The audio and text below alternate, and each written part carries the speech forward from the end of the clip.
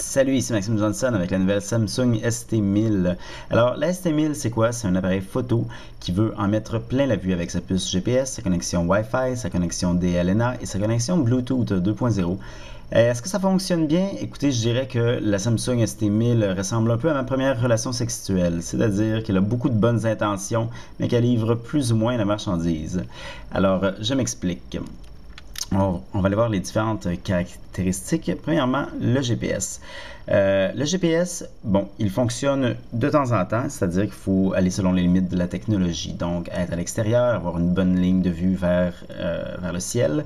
Malheureusement, c'est assez long. Dans les bonnes conditions, ça prend environ 2 minutes avant qu'on le trouve. Et même là, des fois, il ne trouve pas tout le temps. Une fois qu'il est trouvé, par exemple, même là, la photo n'est pas toujours enregistrée. Les données GPS ne sont pas toujours enregistrées dans la photo, ce qui est vraiment dommage.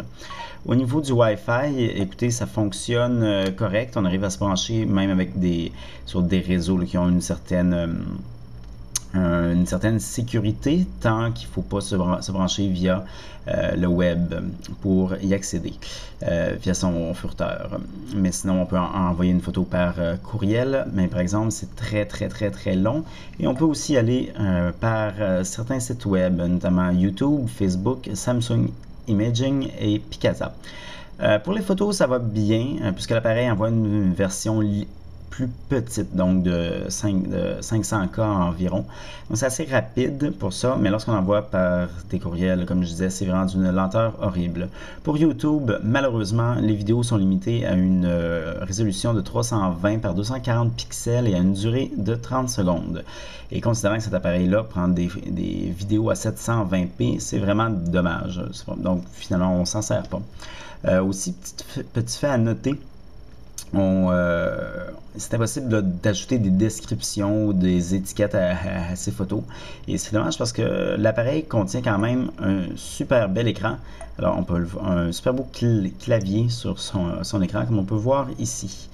Au niveau de l'appareil en tant que tel, bon, comme on le voit, il y a vraiment un design exceptionnel. Il est mince, il est joli.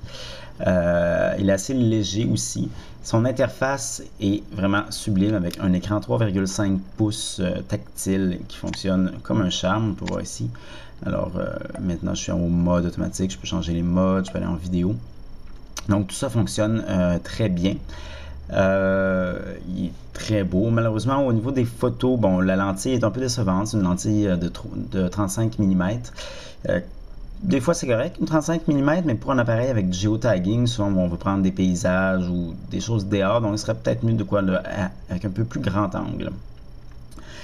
Sinon aussi, lorsqu'il fait sombre, les photos sont correctes sans plus.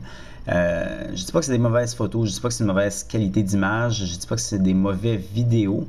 Cependant, pour 430 $, on peut avoir des appareils vraiment meilleurs que ça. Mais bon, Wi-Fi, Bluetooth, GPS, il faut payer pour tout ça.